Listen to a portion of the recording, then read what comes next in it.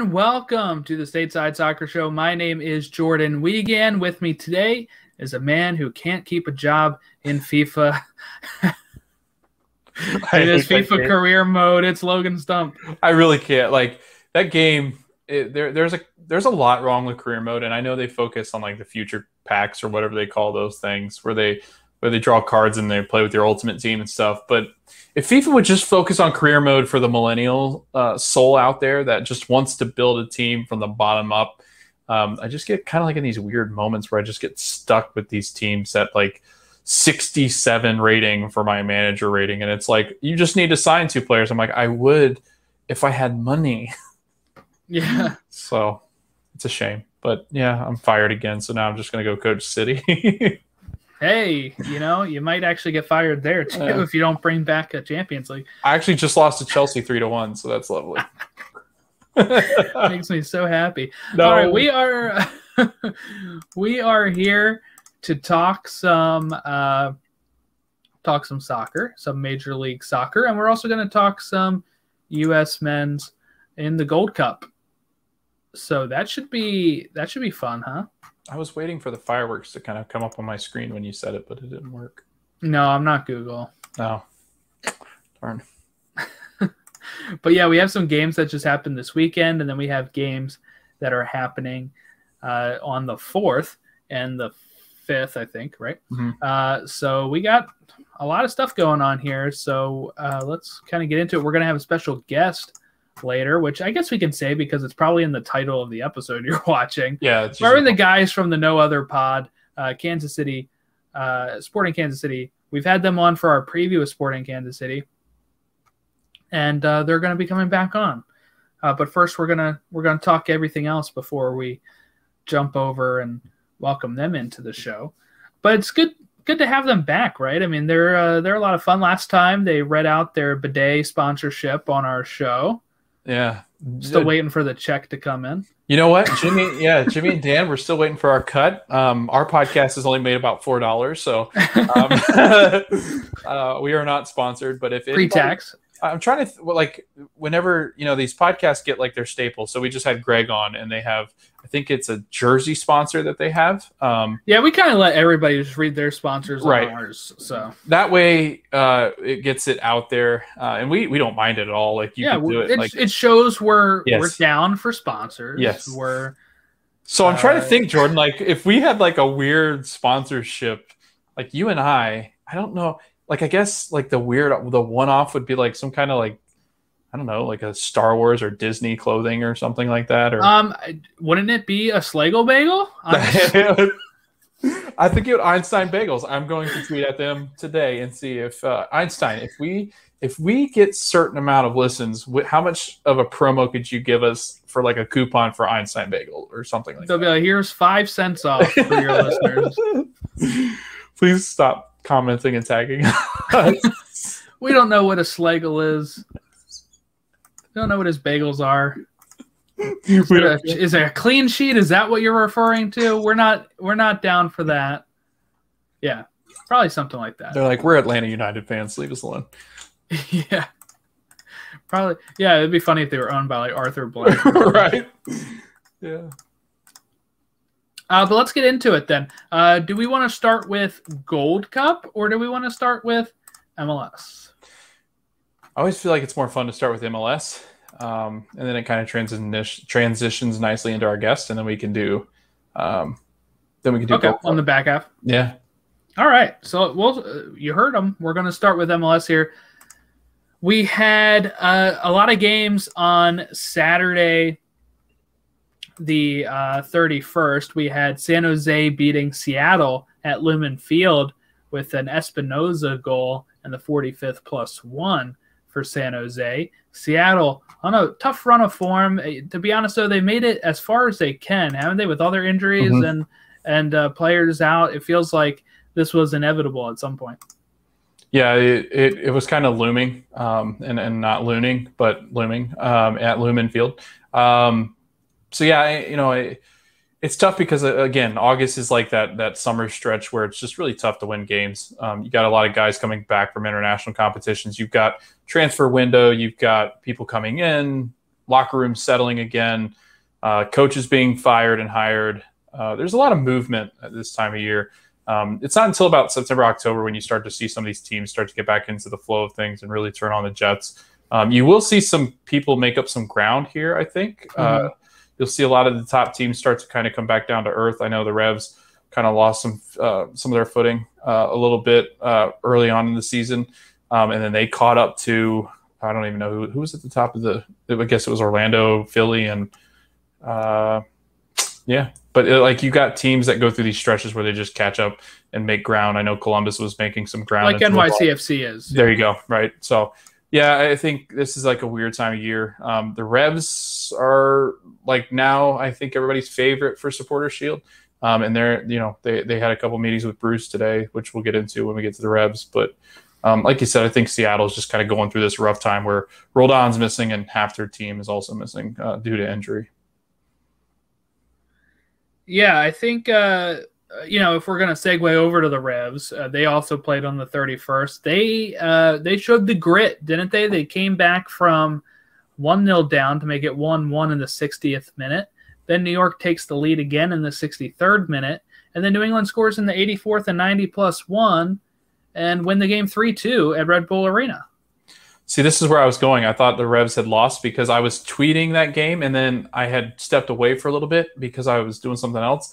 And then I came back, and it was like really late in the game, and the Revs came back and completely wiped out Red Bull. So, yeah, New England again grabbing 3 crucial points. They kind of needed it when New York City FC is playing like they are, and then Orlando grabbed some points. They did see the Union kind of step backwards a little bit, but the Revs kind of look like that better team and the team that we can expect to do some special things this year. Cincinnati and DC ended up at a 0-0 draw.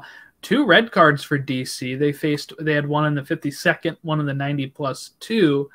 So they go that whole almost the whole second half with a man down, and then just at the end of the game get another man down. But Cincinnati had most of the possessions. They had more shots. They both had 3 shots on goal, but it ends up being a 0-0 draw. So Cincinnati, that was at TQL Stadium, or West End Stadium as we like to call it here. Good performance from DC on the road, right? I mean, you get 2 red cards and still hold on for the draw after only having 30-some% possession. That's pretty good. Yeah, collect points when you can. You're going to need them at the end of the year. And they're the cusp team, I think. You and I have been talking about who the cusp teams are. I think it goes 1 through 9 in the East. So, DC, Red Bulls, and Montreal, I think are going to be vying for that last playoff spot. So this is a good point, a good challenge for them. They got a tough schedule coming up. I know they play Columbus next, who's the team that they need to chase down for that playoff spot, maybe. Columbus being in 6th. Yeah, they're only 3 points apart. Yeah, and so DC's got to have a good stretch of games because they play Montreal. That's at home, though, and then they go against Nashville at Nashville, then the Revs on the road. And then they got a tough stretch. Yeah, they got to travel and play Atlanta, who hasn't played well, but then bounce right back against Philly. So a really, really tough, brutal August for a DC team that, again, they've surprised us. So I'm not going to speak as if we think that they're going to be kind of falling off the table here. I think this might be the time where they prove that they are, serious about getting into that 7th or 6th spot. Definitely. It should be DC. That's just a lot of grit there, right? Mm-hmm. I mean, I'm sure they want to be playing a little better, but they're 1 point behind the playoff spot right now with Montreal. They have now a 3-point advantage over Red Bulls. We're really starting to get into that gap. If Red Bulls, they blew a lead twice against the Revolution, or else they could have picked up some points and been even with DC United. So kind of like where this, if they can make it through this tough stretch, which they started off the season, I think, on a pretty tough stretch, if I remember right, and they did okay. So, it is what it is, but this will be a game in Columbus tomorrow on August 4th, or today, whatever day you're listening to this, but Wednesday, August 4th, they play Columbus at 7:30 in Columbus. And could be a tough result, but they just grinded one out in the other side of Ohio and did pretty well there. So we'll see. We did have Miami upset Montreal 2-1 with Higuain scoring 2 goals after his cigarette break there. He gets a goal in the 49th minute and a penalty kick, and he scores again in the 69th minute. Nice. And Torres on Montreal had the lead at 20 minutes in, and they end up giving it up here. Stat-wise, Montreal had more possession. Miami only edged it by 1 shot to Montreal, but they had 2 more shots on goal, with 2 of them going in. So Miami may be turning it around. They're only now 1 point behind Chicago, 2 points behind Atlanta, Cincinnati, and Toronto. So if they win another game and these teams lose, they could actually jump all the way back up to 10th. For a team that we've been saying has been really bad. It's no longer the Wild Wild West. It's the Wild Wild East. Dude, we skipped the Friday games. The Isled East. We talked about Friday on the Saturday show. Oh, yeah, that's right. Logan wasn't even paying attention, apparently. I'd forgotten. This is why you get fired. They don't know what they're like, you didn't even show up to the Friday game, Coach. First of all, it's been a long week, okay? I've had the inevitable school returning, work returning. It's just kind of messed with my brain. So that's right. We did talk about Friday on Saturday's show. Yeah. Made an effort to, so we wouldn't have to do it today. But you just want to redo it. That's fine. We can redo it. No, I'm good. Houston drew with Salt Lake on Saturday. Justin Glad gets a red card in the 87th minute, but that finishes 0-0. Houston had 15 shots to Salt Lake's 11. They both had 4 shots on goal. Salt Lake had more possession. Not much to really go over in this game. We had a few of those this weekend. Yeah, I mean, the only RSL news we had was Ochoa, and that's had nothing to do. Yeah, with we just the actual talked game. about that on stoppage time. Let's talk about it here, I guess, real quick while we're on Salt Lake. Ochoa has submitted his one-time switch to FIFA. He's going to be a Mexican player going forward. Look, if that's what he wanted to do, that's what he wanted to do. You can't, I've seen tweets going out saying you can't say Berhalter ignored him or anything. He played up a level for the Olympic qualifying. He did struggle there in one of the games. He gets called into the Gold Cup, not the Gold Cup, the Nations League, and got some looks there. He didn't play. And then, Mexico invites him to the Gold Cup practices before they submit the final squad. He didn't make the final squad, but he trained with them. It is what it is. Yeah, we're stacked at keeper. I mean, we'll get into this when we get further into the show, but I kind of expected this, especially when he tweeted out a photo of him at Mexico. He's log jammed both places. I think he's a really good competitor. I'm just not sure that he's definitely not one, I don't think, that competes very well on the world stage, I think, when we get into the future. And I'm hoping that doesn't come back to bite me in 2026 when he's saving goals and stuff and doesn't allow us to win the World Cup or something. But, I don't, it's tough to kind of sit back as a U.S. fan because you want all the talent, but you can't have all the talent. And we've got 3 really good keepers, maybe 4 eventually if Marcinkowski starts to play well. So, Doyle made a really good point too. If this was Jurgen Klinsmann back in the day or any of our other coaches, we would have cap-tied Ochoa at some point. Or we would have guaranteed him playing time like Mexico did for I'm blanking on who it is. But a few years ago, we just lost a Mexican-American to Mexico because they promised him he'd be playing. I think they gave him a spot in the last Gold Cup or, whatever. And then he non-existent after they cap-tied him. After they cap-tied him, they're done with them. And I'm glad we're not doing that. Greg is giving them chances. He's letting them, hey, if you want to go explore how it is in Mexico, go ahead. I called you up to Olympic qualifying. We called you up for the Nations League. We gave you some chances. We showed you that we were going to have you playing at some point. But if that's not for you, then your heart's not in it. Yeah, they had a rough go at World Cup or at the qualifying for the Olympics. Really good first game, and then after that, he kind of struggled. Yeah, and I'm not going to go as far as to blame him for the loss, No. but he was a big part of it, yes. I'm not going to say that was just him. It was a matter of we couldn't score or figure out anything in the attack, and it was just so happens that his mistake led to one of the goals. But again, it's tough sledding for him, and he was not going to pass Zach Steffen or Ethan Horvath or Matt Turner. Maybe Marcinkowski at this point was ranked higher at him. So that's 4 guys right in the way, and I think JT's actually on his way to becoming a better goalkeeper. So, I think it's tough for David. It really is. And with all this stuff with him kicking the ball in the stands and just the run-ins he's had with Adrian Heath, it's been a really tough year for him. Yeah. Let's talk Kansas City, Dallas. We'll get more in depth with this game and how it's shaping up for Kansas City when we bring on No Other Pod. But you got Paxton Pomykal, who had a really good game this weekend. He scored 3 minutes in for Dallas.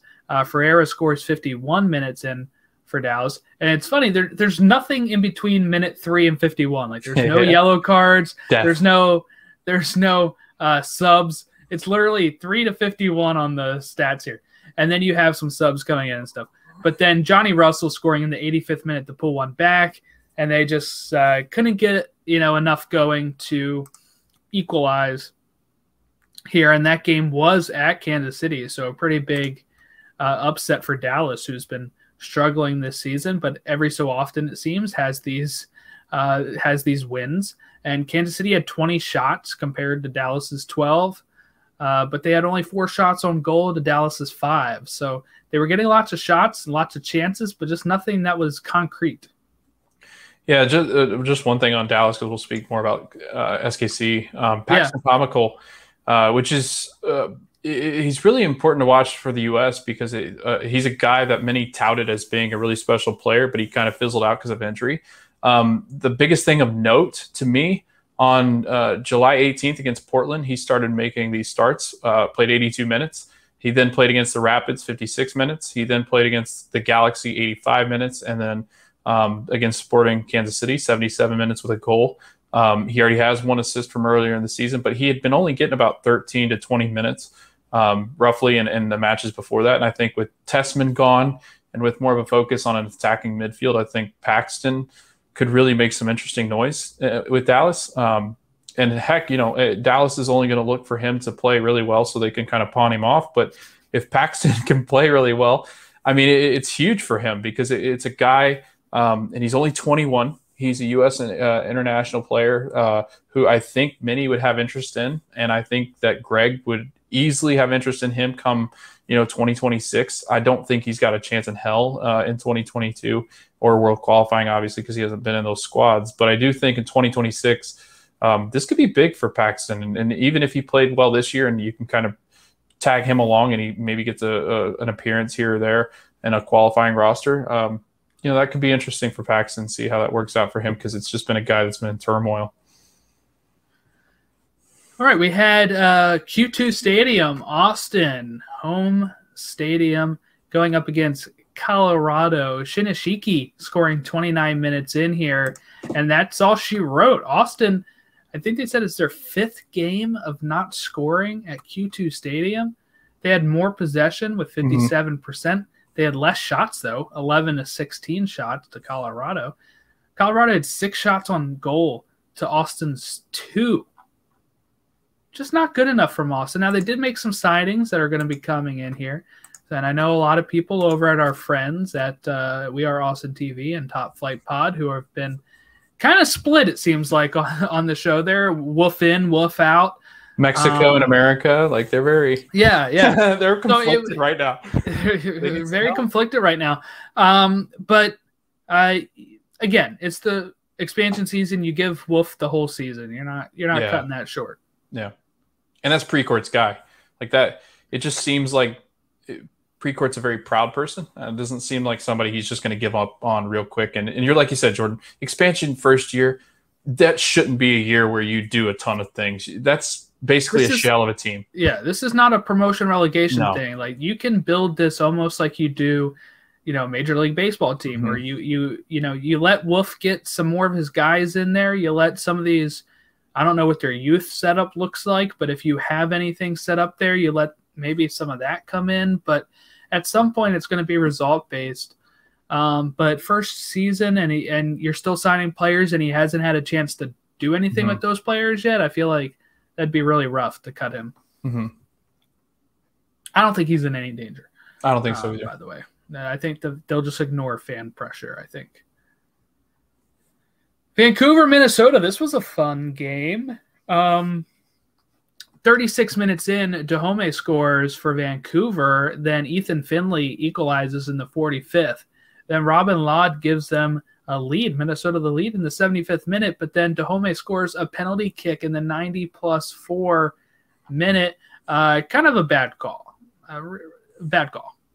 But, it is what it is, I guess, at that point. And Vancouver equalizes. And, they've been struggling this season as well, but they're in 12th place now. They're 2 points above Austin, thanks to that point that they got there. Minnesota is kind of right now safely above the playoff line. They're at 23 points, which is even with LAFC.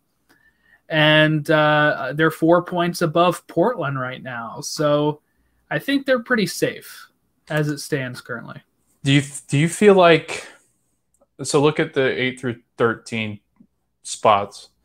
I just feel like Portland's destined to try to make a run at the playoffs, and they might be the only ones. I think Portland can do it. I think anybody below Portland right now is not up to. I mean, I know Houston's only a point below them, and I know Dallas and San Jose are only 2 points below Portland. But I think if there's any team that has the talent in the roster, it's Portland. Yeah, and RSL and Portland 7 and 8. RSL 7, Portland 8, both have a game in hand. And if they both win those, which Portland very well could, it's against San Jose. Salt Lake will struggle because it's against Galaxy. But Galaxy's kind of shed off some points here lately. I think that both those teams have winnable games. If they win those, you're going to probably start to see Houston kind of get into this weird spot. Because, like you said, I think Houston, again, 1 through 9 is the cutoff right now. And Houston's hanging on by a thread. Philadelphia Union took on Chicago at Subaru Park.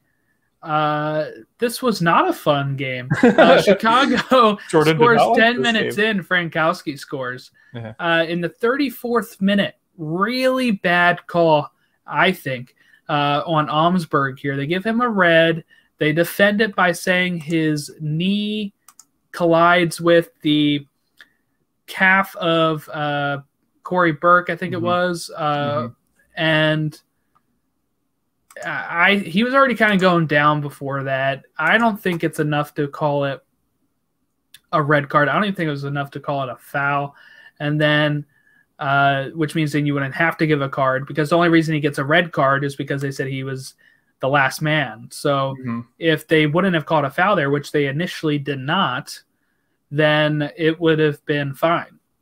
But then Kai Wagner scores on the free kick that ensues from it, and he goes under the wall when they have former Philadelphia Union Fabian Herbers underneath of the wall, and he moves his head up. I don't blame him, honestly, because could you imagine taking that rocket to the back of the head or whatever? That would hurt. I love fans that go, "Why didn't he stand in that way?" I'm like, because you saw what happened to Eric Williamson in the game against the Gold Cup out, took the kid out of he didn't even know where he was half the first half. So yeah. So all right, so Jordan, I got a question. With Miro impending leaving, we got to talk about that. Talk about that in a sense of like, on a scale of 1 to 10, what's the panic meter at for Philadelphia right now?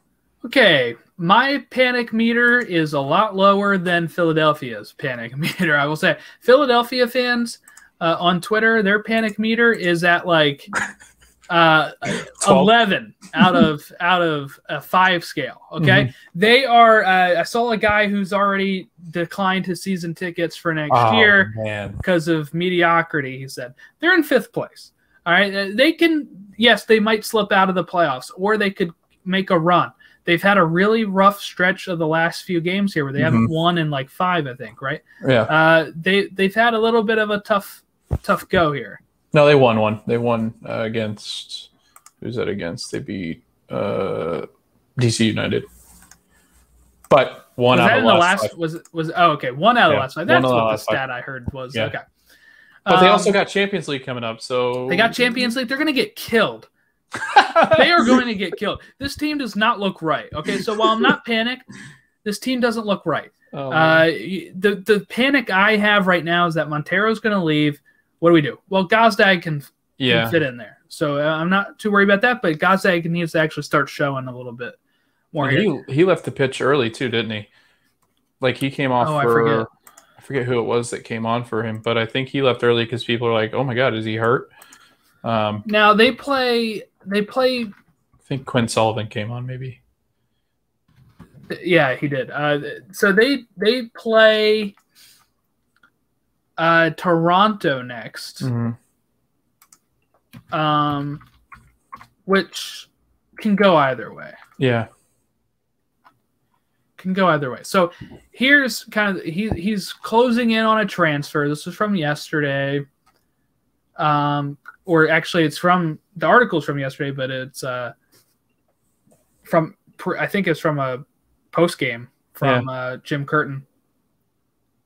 But from what we hear is that from Jonathan Tannenwald that it's family considerations amid COVID-19 that are factoring in. Travel restrictions have made visits and time together difficult to arrange. But he's also being linked to a Western Conference MLS team. How does that work? He's not with the club right now. They said he's already played his last game for us. So my thing is too is it's all weird to me. I mean, they do have so many midfielders, but then like he's their best one, I think. Mm-hmm. Like, yeah, something's weird. Again,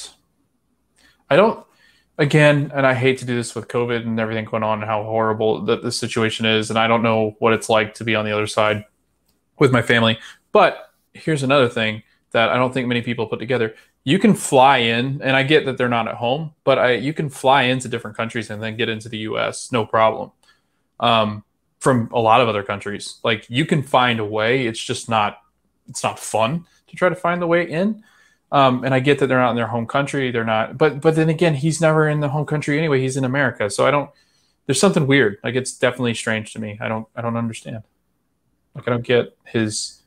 He hasn't been himself recently this season. I just think it's a combination of many things. He probably doesn't want to be here anymore and whatever. I don't want a player here that doesn't want to be here. Right. So if that's the case, see you later. And you don't want to be that franchise that holds people there, like like Galaxy have in the past, or different places like that.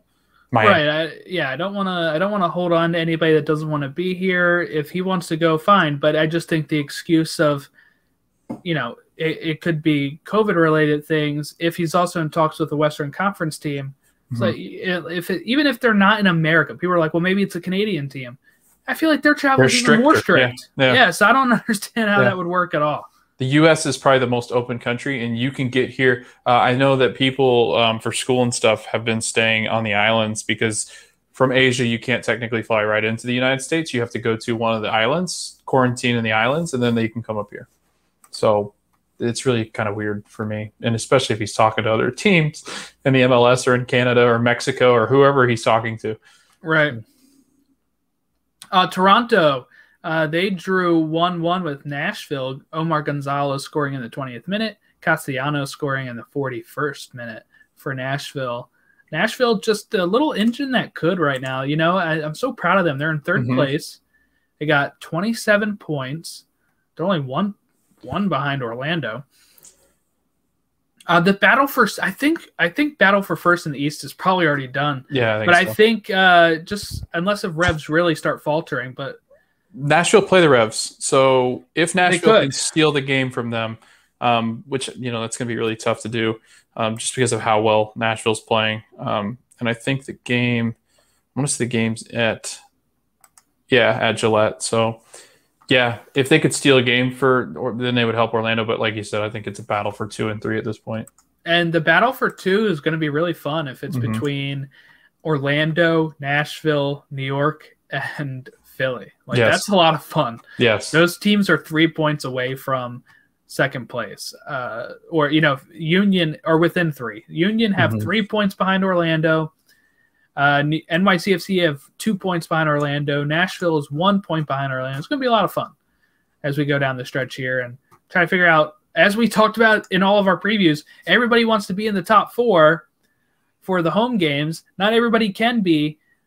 How's it going to shake out? Everybody's trying to be with the Everybody's trying to be right now. That's what they're trying for, and we'll see how it goes. But yeah, should be a lot of fun. That's it. That was all the games. So teams that you're looking at right now, like it's August, right? You've got one team left with Champions League. But then after that, I mean, you're clearing the slate of international play for a little bit until World Cup qualifying, which, depending on the rosters, I'm not sure how many of these MLS guys will really be affected by at least the U.S. being in a qualification.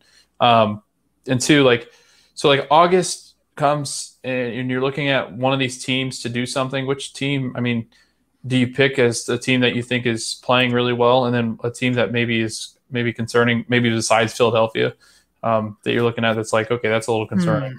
Besides Philadelphia? Yeah. Red Bulls haven't had a lot of good run recently, so right. I'm still a little worried about them. If you're talking about in the playoff spot, who am I worried about? Yeah. There's one glaring one. Probably Crew in Montreal. Yeah. If we're not looking at Philly. But really, I'm only worried about one of them because DC, I think, is the only team that can reach them. You're looking at Red Bulls, Toronto, Cincy, Atlanta, Chicago, Miami. Look, this might be the year where the East is not as open as it used to be. I remember Chicago getting a wooden spoon one year, okay? And they were still not mathematically eliminated until 2 or 3 weeks before the end of the season, okay, from playoff contention. So we're gonna come up on that pretty fast because these bottom teams, Miami, Chicago, Atlanta, Cincinnati, maybe Toronto. I know they're even with them, but Toronto can probably still turn it around a bit with the talent they have. And now that they got rid of Chris Armas, they've been steadily rising. That I think most of them are probably done. Like I said, and you know what? This is MLS, so you can't mathematically call them done until whenever they are mathematically done. But I do think that there's probably only DC United that can claim one of those spots. And I'm thinking, Philly, Crew, and Montreal could drop. One of them is going to drop, maybe. It's just interesting to look at it. It's totally different from other leagues, but I think you're right. I think I think that there's going to be a lot of gridlock in 1 through 8, 1 through 7. We might even, by the end of September, we might be looking at just people jockeying for positions in the playoffs.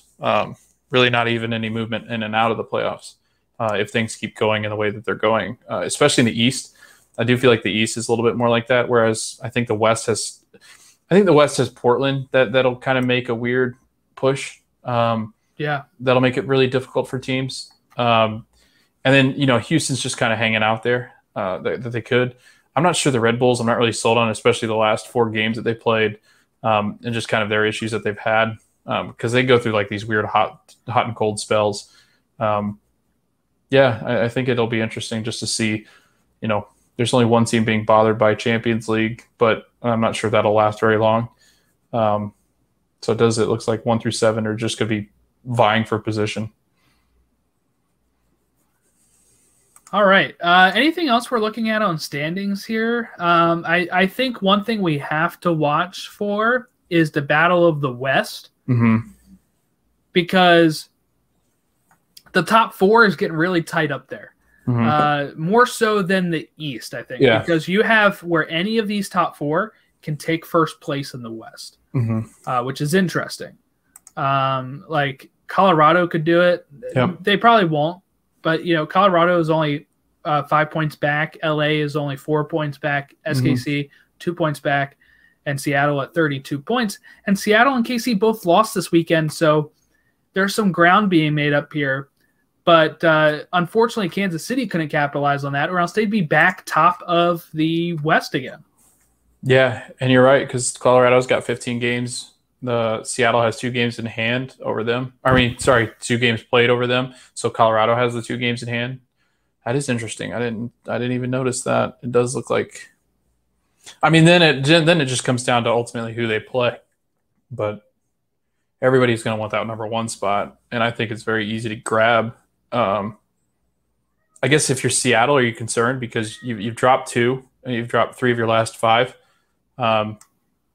And you have a list of injuries that go on, and it doesn't seem like a lot of them are nearing a return. So, but they probably have a big enough gap where they're in the playoffs. Like, I'm not too worried about that. Yeah. So, like, you at least get home. Hopefully, be able to get people healthy for them. Yeah, but concerning. That's gonna be a fun shakeout. Top 4 in the East, top 4 in the West, and then kind of like that weird 2 through section. 4 in the East. Yeah, and in the East, that's kind of like, what are we doing?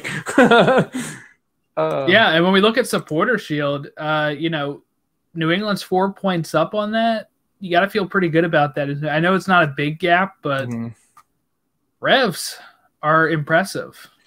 We would be remiss not to talk about Atlanta United and their whiffing of coaches and hiring and haven't won a game in like 12 months. But, so they're linked to Gonzalo Pineda. Yeah, I saw that. Who's an assistant at Seattle. Mm-hmm. It's a good pick. It is, if they get it. As people keep pointing out, these teams are – all the teams that are successful right now are people that have had experience in MLS or domestically.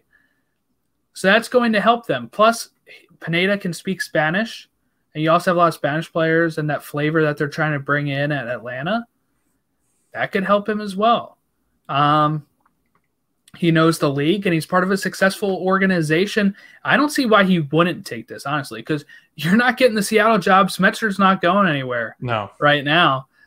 So I think that would be very, it's almost like this feels like a move that would happen in any American league, right? Like, not a lot of times do you see this in MLS because you can bring in coaches from overseas and everything, but where you're like, oh, we want to interview your assistant coach and bring him on as our coach because you're a successful franchise. That's like what we do in these American domestic leagues all the time. Right. So that'll be fun. Yeah, it's weird. Atlanta's in a weird spot. They're kind of at a crossroads. There's going to be Miles Robinson. We tweeted this when we were watching Gold Cup, which we'll get into. This will be a nice transition. Just Atlanta United guys, to be honest. Miles Robinson's going to be as good as gone. George Bello played the better game that he had in a long time, and I don't think he lasts very long if they're going to start hitting a reset and kind of like a retool. You got an aging goalkeeper like we talked about last episode. Joseph, who is going to be looking to win, and if he's not winning, he's not going to be happy, and that's not good for any coach that steps in, like you said to me in stoppage time, where you said that anytime that Joseph's been unhappy, it's been every manager. So at some point, he gets a little bit at the end of his wits with some of the managers in Atlanta, but it's just interesting because we keep talking about it, but it's just like, I think because the fans expect so much of them and the league has grown to expect so much from them that it's kind of disappointing that they're in the spot that they're in. Yeah, so let's go ahead. Let's take a break. We'll bring in No Other Pod, and then we'll talk some Gold Cup. Hello and welcome back to the Stateside Soccer Show. We are back from our break, and we are welcoming in our friends from No Other Pod. Let's introduce Jimmy Mack first. How you doing, Jimmy? I'm great. Thank you guys for having us. We're happy to be here.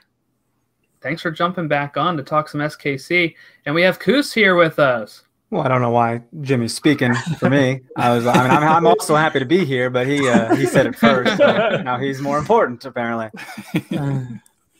I got to ask you guys, last time we had you on, just checking up on sponsorships. How are you guys doing with sponsorships? Is your bidet as bidet as it can be, or how are you guys doing over there on that side? We, we're developing a little bit of a brand, I guess you can say, because we got Hello Tushy. Go check it out, hellotushy.com/no other if you want 10% off a Hello Tushy bidet. Or if you want to take care of the other side of your body, you can go to manscaped.com and use promo code no other pod for 20% off and free shipping. Take care of your front half too. I feel like as a podcast, you really make it when you have Manscaped as your sponsor. It's like Manscaped, HelloFresh. Those are the ones that you know that you made it the big time then. Yeah, I just assumed that they reach out to everyone. I was like, "You sure you want to do that with us? That's insane." Very hygienic over there on the No Other Pod. Yeah, that's right. Yeah, hey, hygiene's important. So thanks for coming on, guys. We're going to talk some Sporting Kansas City. We want to get you guys on here to talk your thoughts on their recent run of form here. I just want to show what positions we had them in on our preview. I had them 4th. Logan had them 5th, but they're all the way up to 2nd. And they beat Sounders recently. They did just lose this past week, but is it kind of what you guys expected so far on how the season's gone? Well, it's weird, right? See, now you guys get to realize you were a couple of dum-dums for doubting. Always, whenever we have people on. We're never right. That's the beauty of MLS. Right. We're always idiots. So, we expected them to be competitive. I don't know if we expected them to be in the Shield conversation right now. Yeah, so. I definitely agree. I mean, if you were to go back and listen to our season preview episodes that we did, I think we sort of were aligned with you. 4th, 5th in the West was kind of what we were thinking. But, so much has happened since then, not the least of which is Daniel Shalhoub remembered what it was like to be Daniel Shalhoub from 2018. Because 2019, he didn't score a goal all year. 2020, he played like 120 minutes, even though it was a shortened season. And now he's up there in some of the top goal scorers in the league. I don't remember where he is now, if he's 3rd or 4th, but I think he's still in the top 5 in the league in goal scored. He's way up there in assists in terms of SKC rankings. So he's really solidified that left wing position. And then there's been some other young kids that have really stepped up and added some depth where there was a little bit of a concern before. Yeah, I think whenever we do these episodes, I always felt like people, especially because you guys were in the Western Conference, and as we started moving to the East, everybody was like, "We're going to shoot for 4th or 5th." The only people that didn't really have that was like Columbus. They're like, "Oh yeah, we're 1st is by far where we should be." Everybody else was kind of like 4th and 5th is where we need to be. But I feel like everybody was just going safe now that I think back on the actual podcast itself. But just kind of speaking to that, I mean, what's made you guys so successful? As far as the table is concerned, I mean, is it attacking play? Is it defensive play? For people that aren't watching SKC make this run towards the Supporter Shield? Man, I think it's got to be one word, and that's just depth, really. I mean, because if someone has a knock or they're on international duty, there's someone waiting to step up. Tim Melia was out the first few games. John Polskamp came in and did a reasonably decent job. Polito went on international duty or got injured, and we had to switch our whole front 3. So I think there's depth, and we've been talking about these signings coming with the transfer window closing this week. What positions need to be addressed, and that was a tough conversation to have because everything's looking kind of good. Yeah, defense has been, I would say, fine, not bad, not great. It's been more consistent than it has been in years past. I mean, that was part of the problem last year with SKC. The back 4 was just a constant rotation of new faces. And so this year, Andreu Fontes has actually been sort of the one constant in the back line that's sort of been the solid rock of that back 4. And then whether it's been Isi, who's a new addition, or even Ilie, who's dropped back and played center back next to Andreu Fontes, they've been pretty solid. Sporting KC hasn't had a lot of clean sheets this year. And the other – we'd be remiss to talk about Sporting KC's season so far without talking about that there's something like 17 points they've earned from a trailing position this year, which is insane and unsustainable. But it speaks to that depth that Dan was talking about too. Yeah, and what I think is impressive too is, like you just said, you had some players out on international duty, like Polito, Busio, right? Polito's not back yet, right? Will they be back tomorrow, these players? Or well, Polito's flying to LA to meet the team there. When Peter Vermees was asked on Tuesday, about the status of Busio. He's like, oh, he's in Kansas City in the building. Yeah. So, that's a nice way of saying he's packing his stuff up. Playing Italy. Yeah. I was gonna say that whole Snapchat thing, the whole charade that happened with Busio when he was in the locker room, and I forget who it was that had the camera that was walking around just filming the guys, and they were talking about Italy, and Busio's going, dude, you can't say, like, what are you doing? It was Reggie Cannon. It was Reggie Cannon. Because then Busio got him back and said that Reggie Cannon's going to Nice, or I think it was. Yeah. He's like Reggie bought a house in Dallas, and I'll send you his address if you DM me. It's just wild. They act like we don't already know. I mean, international reporters are also credible sources. I mean, it's all out there, and USA is just like, well, we don't know anything, and the club is like, we haven't announced it. Okay, well, he's gone. We'll miss you. Yeah, because they said they were finalizing this on like July 18th, and here we are almost a month later, and still no official news. My guess is that everything's pretty much done, and they're just waiting for the Gold Cup to end, so there was less distraction. And I wouldn't be surprised if tomorrow or the next day they announced that the official deal's done. I mean, I think it was even the Venezia technical director was quoted as being like, yeah, Busio will be here soon. Yeah. It's like, okay. And did you see how they arrive to this team, by the way? They like bring them in on these gondolas in the freaking Venice Canal. That's awesome. Roll out the carpet, man. It's crazy. They have a great stadium, too. It's like right on the water over there. Pretty wild. Great stadium, great jerseys. It's good. Yeah, I have a picture of the stadium. There it is, right there with boats. Oh, there you go. Yeah. I'm pretty sure that the Venezia, that their brand is almost like Gucci-esque. It's like you can't just rip Gucci off. Like every time I look at it, I'm going, do you think it's Gucci? And then they've got these models from Italy, the guys and the girls side. It's like, why? Or what are you? Yeah, it looks like they're modeling like high-end clothes, but it's a Venezia kit or whatever. Yeah, it's gonna look good with Busio on it. But kind of speaking to transfers, there's some outgoing. Obviously, is there any wind of somebody that's coming in? I know Peter Vermees said that there's a possibility that there could be some transfer movement. Yeah, we had one of our beat reporters say today that he heard there is at least one that's happening this week. Okay. Nothing confirmed or anything, or if it's international or not, but I think we'll definitely see at least something. Yeah. And I would hope that it's my wish list, or at the top of my wish list, is another center defensive midfielder, because Busio had really he naturally he's more of an attacking midfielder, but this year he's really sort of fallen back and taken a hold of that number 6 role for Sporting KC and done really well there with the club. And so he's leaving. Ilie can step back into that number 6 role. Remy Walter is a new signing this year. He's a Frenchman who can play the 6 or the 8, but really Peter likes him more as an 8. Roger Espinoza is still there, but he's old. He can't play all the minutes that he used to. So Remy Walter really has to stay there as an 8, which basically leaves Ilie as our lone number 6. So I'd really like to see Sporting KC bring in another defensive midfielder, or maybe even another number 10, because that was the other position Busio could play, was the number 10. So now we have basically one consistent attacking midfielder and one consistent defensive midfielder, and then a few guys who can play the number 8, which is great, but we really need that attacking and defensive side.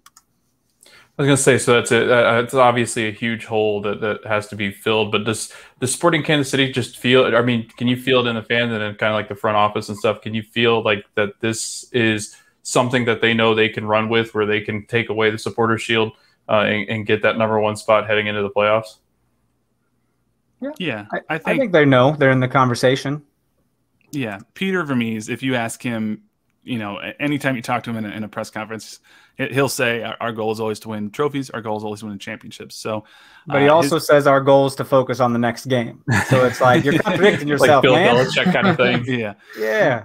But I mean, they're very confident in the team they've built. They're going to get players like Alan Polito back, and there's some schedule congestion coming up because SKC is also in the Leagues Cup, so they got to play Lyon on Tuesday next week. But if they can get through this run of I think it's 7 games in a 22-day span, they're right there with Seattle. They're even on points per game with Seattle, and we all know Seattle's sort of the class of the West. So I think with the right move or two in this window, Sporting KC can challenge. We'll see. And really, they're only 3 points behind New England if they win their game in hand as well. Yeah. Because New England's been the surprise. I mean, I guess a lot of people expected them to be good, but more like dark horse good. But they've been kind of like class of the East good. Yeah. Really weird to see that going on. Yeah, it's the Bruce Arena effect, I guess. Yeah. Yeah, history repeats itself. So what are your thoughts here on, because I don't know too much about Tyler Freeman, but this news just came out earlier today that he is being loaned out to a Bundesliga 2 side, Karlsruhe SC. He's 18. He signed in the academy at 11 at 2018. I think he signed a contract at 15. And it seems like he's only really played for Kansas City too. So is this like an experience thing? Or are they trying to just move him at some point, flip him for some cash at some point? Exactly. I think it's more experience than anything. I was kind of on the Tyler Freeman hype train. Hopefully we'd see him on the field a little bit because the dude's quick. The dude has a knack for the open goal. But I think sending him to Bundesliga 2 I think it's a great move because he's not going to see the field this year. It's just a fact with Wilson Harris there and Kyrie Shelton and Polito all playing that top spot there. But they did this to Daniel Shalhoub a few years ago. They sent him to a Hungary team, and he came back stronger. They did. Kyrie Shelton went off and played in the Bundesliga and came back a whole different man. So I think it's ultimately a good move. Yeah, I'd be surprised if this turns into like a sale per se. I mean, you never know if he goes up and tears it up and then they're like, hey, we want to acquire him for a lot of money, whatever cost. Yeah. I mean, Peter's never been shy about saying there's a price on every player. You just need to make sure it's the right situation for both the player and the club. And you know, what young player doesn't have that ambition, you know, to go play in Europe and really test your talent. So if for some reason things go real well and they're interested, Peter's always open for business. But I expect that this is a 1-year loan move. He'll come back and then next year can really push for some minutes with the senior team. So getting the chance to catch Busio, did you guys get to see him much in the U.S. men's team? And what are your kind of thoughts on that? You know, I think a lot of people were high on him because they know where he's going. They know the talent that's leaving and going to Europe. But then some people are kind of like, okay, he's not quite figured it out yet enough to fit in that level. I just think he's small. I mean, in this CONCACAF region, they just really pushed him off the ball a little too easily. You know, am I wrong, Jimmy? I mean, he played well, but like not well enough, right?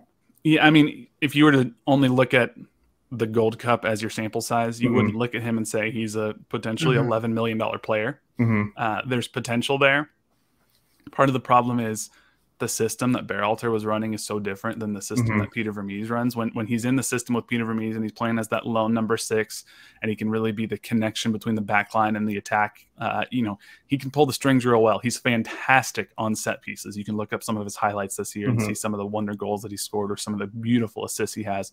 He's fantastic on set pieces. Peter likens him to an Andrea Pirlo type player from the number 6 position, sort of pulling the strings, but also has that attacking mindset. I agree. He's smaller. He's still only 19. He's got to put some weight on. CONCACAF's a very physical league, if you will. And he was playing aside Kellen Acosta a lot. And I think he's not used to having somebody next to him where they're not the same players, but they occupy the same spaces on the field. So I think it was just getting used to playing in more of a double pivot type situation and just, you know, not in his traditional system. I think a move to a team like Venezia is a really good one because I think I liken it to the move before the move. If you were to go to a team like Juventus or even AC Milan or whatnot, I mean, it's kind of like what happened with Eric Palmer-Brown, where you go to Man City, it's the big name, it's prestigious, you never end up playing there, you're loaned out to a couple of different sides, and then you end up leaving. If he can go to a newly promoted club into Serie A, who's consistently been promoted over the last 4 or 5 years, and help them, you know, they're not going to challenge for the league, but if he can help them do decent and be there for a couple of years, it's kind of like what Weston McKennie did at Schalke. And then that's the move then to Juventus, where you've got some good international experience and you can really take it to the next level. So that's my hope for him. Yeah, you're talking the Eric Palmer-Brown's kind of like the Matt Miazga as well. It's like the you know, he signed, it makes all the news for signing for like Chelsea or Man City, but then they get part of the loan army and never actually play for their club at all. And you know, now Hoppy is linked to like Arsenal and Everton, and it's like maybe go somewhere and then make that jump. You know? It's the kind of thing. Although as an Everton fan, I do have to say Everton might be the move before the move. That's true. Yeah, that's true. Yeah, they lost Ancelotti. They might lose James, and what a mess. Yeah. So how about Patrick Mahomes becoming a part owner of SKC? He's always shows up to games. I've seen him at a few games. You know, he's down there living it up. And now he's got that new contract. So here he is, you know, I guess buying in. Russell Wilson did the same thing over in Seattle. But like, how much legitimacy do you think that brings to maybe the Kansas City fans that did not know about sport in Kansas City as much? Because I know this even made like ESPN News. Adam Schefter was talking about it. Like, you know, what's this do for SKC? This city just loves some Patrick Mahomes. Like, it's insane. Yeah. They showed him on the video board at the sporting game, and the crowd went nuts. So I can only imagine that if there's a lot of, and I'm sure there are a ton of football fans that are not soccer fans, they might, you know, hey, if my quarterback is good enough to, you know, it likes that sport enough to buy into it, maybe I should check it out. You know, maybe they didn't know that the Chiefs owner also is part owner of FC Dallas. You know, that club's in the family. So it's crazy though, man. Everyone just, Patrick Mahomes is like he's a god here. It's insane. Well, and it's cool because he's also a part owner of the Kansas City Royals. So now he's sort of diversifying his portfolio.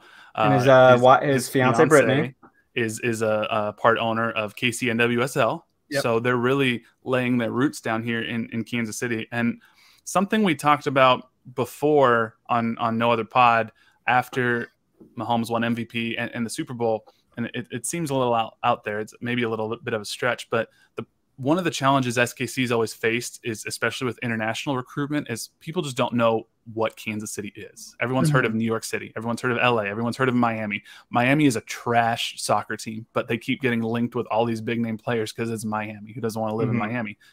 So it seems weird to think that, like, okay, well, now you have arguably the face of the biggest sport in the United States of America who is associated directly with Sporting KC. You know, we know international soccer players are NFL fans because we see them showing up to the games. I've seen Antoine Griezmann, you know, wearing NFL jerseys, Paul Pogba, you know. So it almost, now that you have a worldwide name is directly linked with not just Kansas City, but Sporting Kansas City, there's an argument to be made now that, okay, well, if that club's good enough for Patrick Mahomes, and if Kansas City's good enough for Patrick Mahomes, maybe I give it a second look. Of course, it still faces the uphill challenges that it's not New York, it's not Chicago, LA, Miami, or whatnot, but it's more known now, and that's cool. Their co-owner is a 2-time Madden cover athlete. I mean, that's cool. and he shows up to games with it's not just him, but he brings Tyreek, he brings Travis Kelce, he brings lots of Chiefs to the game, so it's really cool for the team. Right, so they could be like, you know what? It may not be New York, but I can go hang out with Patrick Mahomes. It's literally the first thing that Alan Pulido did when he landed here in Kansas City is they took him, was it the AFC Championship game, I think, that they took him to, or it was a playoff game, and it was snowy or whatnot, but they're Divisional like, oh, Kansas City, let's go to the Chiefs game. That's awesome. I was going to say I have Patrick on the jetway just waiting to grab up anybody that's coming into Kansas City. Like, come on, let me show you the town. Just get the ultimate celebrity treatment and don't tell them who it is. Just like, this is just our, you know, this is the towel boy for the soccer club. So just imagine. But yeah, I guess before we let you guys kind of go, can you guys just once again plug your stuff and then maybe what SKC fans can look forward to coming up down the pipe from you guys? Yeah, so check us out, No Other Pod, anywhere you can get podcasts. You can follow us on Twitter or Instagram at No Other Pod. I'm at JCMack03. Dan's at Dan Kooser. You know, we release our podcast every week on Wednesday mornings, so check us out and subscribe. And we're always trying to get player interviews, talk to people in and around the club. One of these days, we're going to get Peter Vermees on the podcast. It's the dream. Dan, what else we got coming on?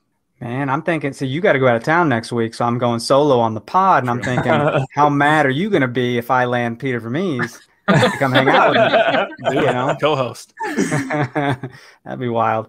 But no, man, not much to add. It's been a wild ride. We, like you said, we do it every week, even through a pandemic where we had zero soccer to talk about and just talked about what movies we were watching or games we were playing, so yeah. It's been fun. I still think the best stories again, and we brought it up in the preview, is just everybody, your whole story with you thought you were dying and then you pooped yourself or something. And then Jimmy just absolutely being mauled at I think you were in the band at USC. Yeah. So just absolutely bonkers stories. But I also listened to, I love the Johnny Russell whole thing, the interview and having him on. That was fantastic. Just you guys talking to him and the pranks that were pulled, and he was like, I can't really talk about some of the other ones, but no, we really like your stuff over there at No Other Pod. It's a lot of fun, and I have a lot of fun having you guys back on, and really appreciate your time. Oh yeah. Well, thank you guys. This is awesome. This is the second time we've been here, and it's always a good time. And this platform you got going on is way cooler than anything we do. So Jimmy's our technical director. We'll have him look into this. I'll take notes. Yeah. And we are back from our break. We're going to transition to some Gold Cup talk as the U.S. men's national team are kings of CONCACAF twice over this summer.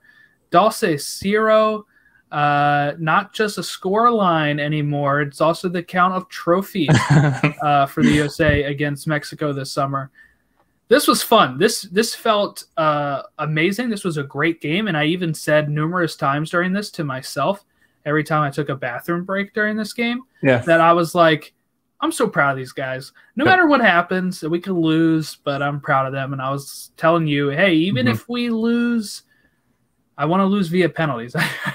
Once we got to extra time, I was like, the second half of extra time, I was like, I do not want to lose before penalties.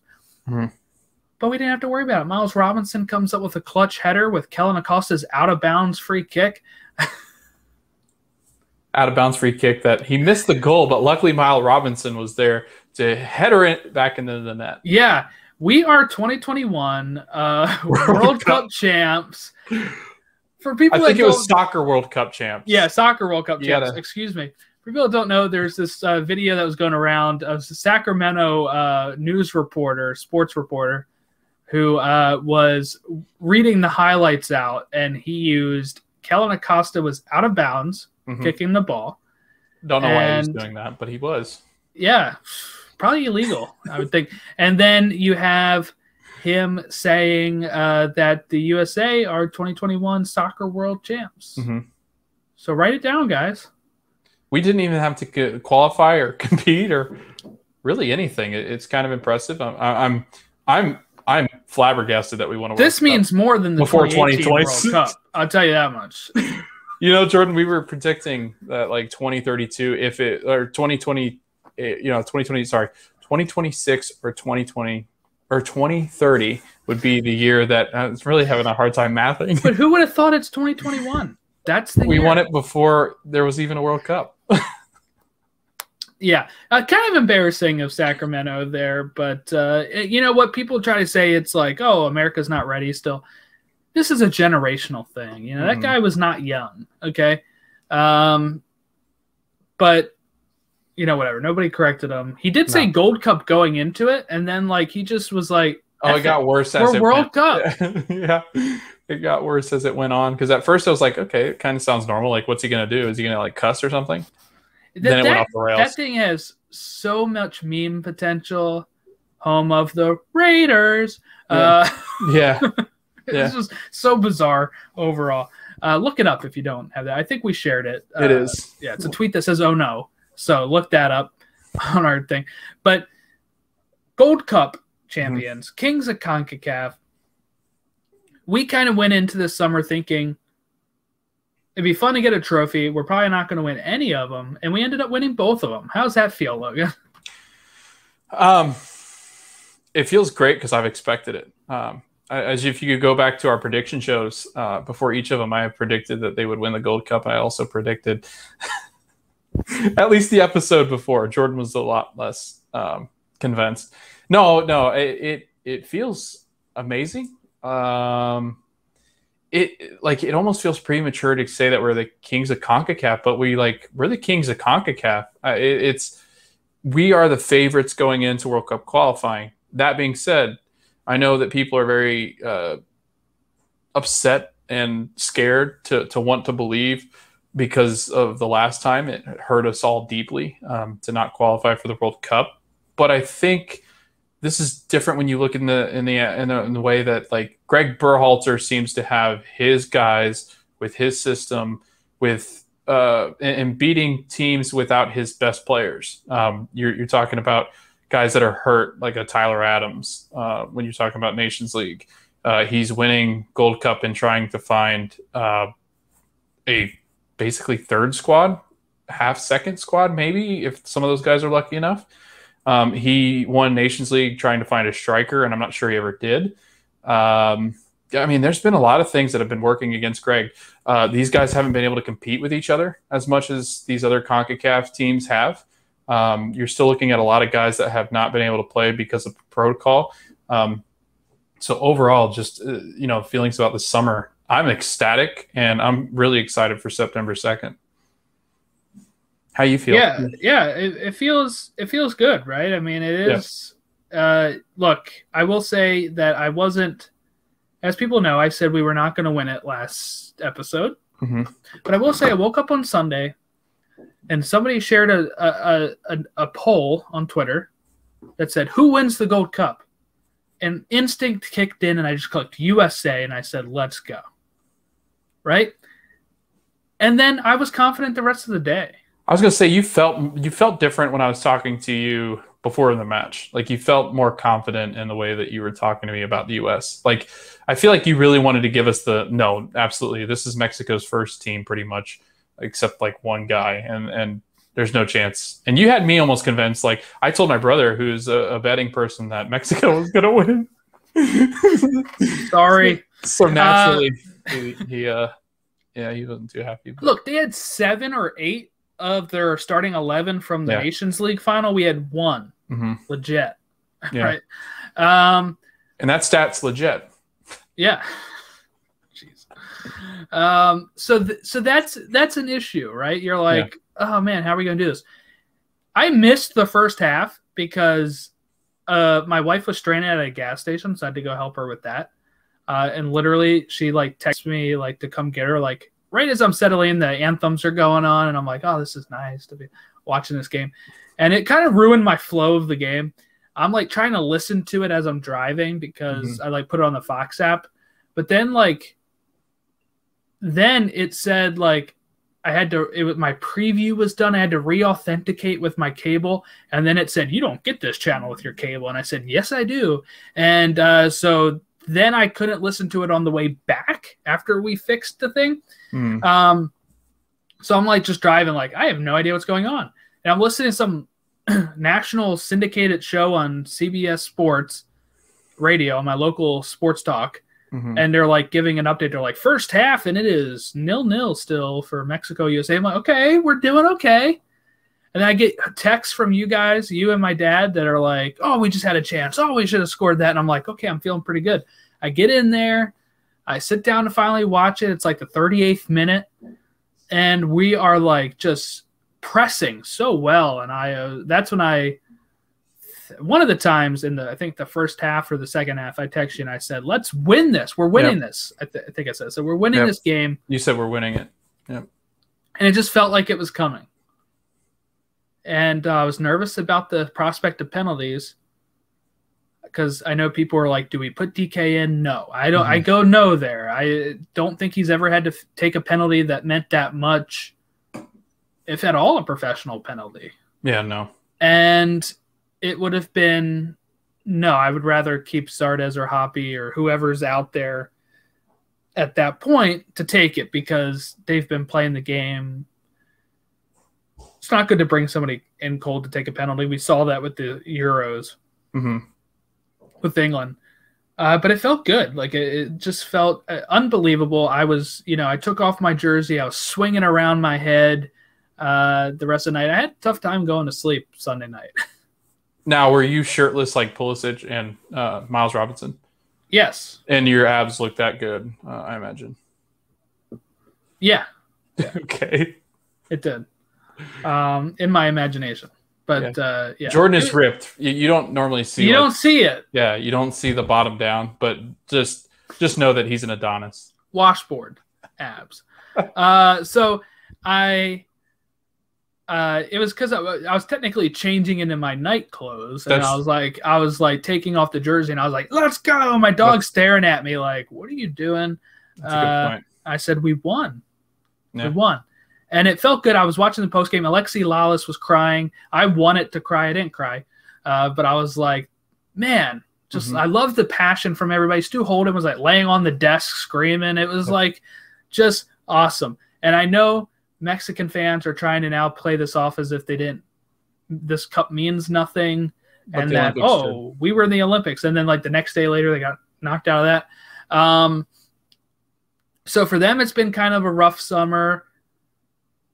I still can't really shame them all that much because they made those two finals and they also made the Olympics, which we didn't. So we can't really talk that much crap about it, but just fun. They did so without looking good. Like I will say, Mexico hasn't looked good. Now you can take that for what it is, or you could point at some things, I guess. But they really haven't looked like Tata might be Tata instead of Tata, but I think there might be a change of guard. They're not going to take beaten by the U.S. twice in a row very kindly in Mexico. And not to mention there was, and this is the worst part for me, there's 90% Mexican fans in Allegiant Stadium. We had like this little section of American fans. It was embarrassing. I do think if it was in like Mile High or somebody like that, a stadium that's not known to have a lot of the Mexican nationals fans there. I think if you look at a city that, in the Northeast or something. I don't know. What was the turnout Nations League? Because we played at Nations League was better. It was better than what it was at Allegiant. Okay. Allegiant was brutal. Allegiance, if those that are listening that don't know where Allegiant Stadium is, it's in Las Vegas. Las Vegas. Yep. So heavily traveled. Home of the Raiders. Yeah, Raiders. But again, they probably saw more scoring in the Gold Cup than they did for their football team. But it's sad because it's like, but then they're like, okay, what city do you want to play in if there's a lot of Americans? I'm like, I don't know, Seattle. Right. I guess Seattle would be my choice. The thing is, too, when they were putting this together, CONCACAF had limited options because of the COVID restrictions. So it's literally just Texas and Florida, I think, that had all the games. Yep. And then Las Vegas with the final. Yep. But anywhere out west, California, Texas, Arizona, you're going to have a lot of the Mexican national fans just because that's where they reside. It's a lot of heavier Mexican population there than it is, say, like the Midwest. I don't know many people of any nationality that looks at Indiana and goes, yeah, all right, we're moving there. Right. But anything else that really sticks out to you about this game? Because it was... Yeah, Matt Turner. Jordan and I had a long discussion with Greg Johnston from Revolution Recap. And I get it. Revs fans are completely convinced he's number one. And the more he plays, Jordan and I are convinced that he should at least give Zach Steffen a run for his money. And I don't really know how it'll work. Maybe Zach gets some of the more important games in World Cup qualifying, maybe because City keeps him and he's hurt or something. I don't know. Like if Matt Turner can get a couple of games of World Cup qualifying, that would help his stock. I don't know if he'll get that just because I don't know how much Greg would be willing to kind of change the guard against teams. It can kind of throw the team off a little bit. But if Matt can get a few games and stand on his head again, he really should and will start pushing Zach Steffen. I'd agree to that. I've kind of been on that wagon, I think, a little bit more than you have some. Even me. Yeah. Yeah. But if I think he's been I think he's been really good, and I'm excited to see where he goes from here. I think the fact that he's starting for a major team like the Revs, all the right now is great for him. Unlike Stefan, who's a backup at City right now. Mm-hmm. And we have yet to see what Horvath is going to do. And now that Ochoa is no longer in the picture, I mean, why not, right? Okay, so a couple names I'm going to throw out here, and you just kind of react to them. Kellen Acosta, really good, right? Yeah, he played really well. He got people raved on Twitter about his performance. Probably the best we've ever seen Kellen Acosta. If he played like that during Olympic qualifying, we might have had an issue where we were playing Olympic qualifying too. Yeah, but he just didn't. He actually looked better than Eric Williamson and Sebastian Lletget. Yeah, those two actually really struggled. Eric struggled in the way that he just kept getting absolutely hammered in the head. If you didn't miss the yellow card where one of the Mexican midfielders went totally cleat to head with Eric Williamson, and then like minutes before that he got bashed in the face with the ball, and then the next one he bumped heads with somebody. The poor guy needed a helmet at the end of the game. But Eric Williamson was a lot better than Sebastian. Sebastian actually probably played one of his worst games that he's played in a long time. Just didn't push the ball. You really need that midfielder to start to create. How about Matthew Hoppe, Jordan? Love him. He played well. Do you have a destination where you would want him? Because I know you're much more into this than I am, and I totally agree with you. I just don't know, like level wise, because you've watched more soccer, obviously, in European soccer than I have. Where do you put him? Where would you like to see his next step being made out of Schalke? I wouldn't mind him staying in Germany if he was going to go to a more mid-level team. You know, like a move from like which was bottom level to now tier 2 to like a mid-level Germany would be good. I do think if he was going to go to like Everton, Spurs, or Arsenal, it's a little too much of a jump. Not that he can't do it, because, you know, like we saw McKennie move from Schalke to Juve and he's done fine. But I just worry about like the perception of when people are like, oh, he's an American, we're never going to play him type of thing. Especially because he's not like, you know, Pulisic had some problems breaking into Chelsea at times, and he was like a big name American, while Hoppe really just burst onto the scene. I think he's got to get some more professional minutes under his belt before he moves to a club like that. And if you didn't see it, like reports were that he was on his way out as Schalke tries to recover from a bunch of the debt that they took on being demoted and just because of COVID. So they're looking to sell a ton of their players. How about RB Leipzig? I was like looking at their squad just now. I'm like, that'd be great if he could go and play with all the other Americans over there, and just like Jordan and I really want RB Leipzig just to turn into like the United States German team. But yeah, then I guess one last name, and we kind of alluded to him before, Miles Robinson. And do you think he finishes? Do you think he finishes the season with Atlanta? I think he does. I think he finishes the season with Atlanta, but I think he'll be gone next year. They were just talking about like scouts that I forget who it was that just posted this, that there was scouts that they talked about Miles Robinson. They said that it doesn't look like he would need to, they would want to see him consistently play against better competition. And that is, and that he doesn't really have much more to prove in the MLS. So I think he might finish out the season and then try to get out of there, so that way he can go overseas, maybe to Venezia, and show his stuff over there.